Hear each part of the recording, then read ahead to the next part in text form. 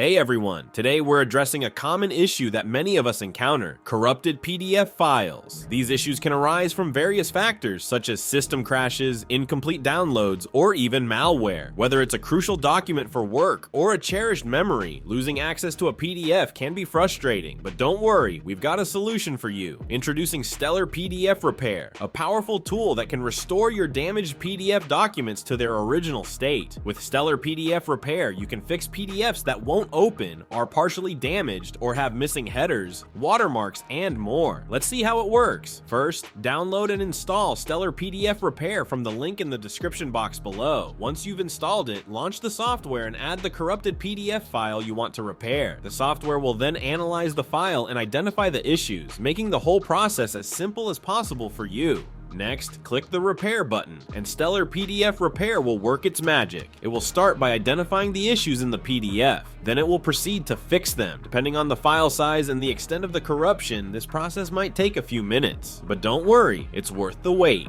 Once the repair is complete, you'll see a preview of your fixed PDF. If everything looks good, you can save the repaired file to a safe location. It's essential to save it to a different folder to avoid overwriting the original corrupted file.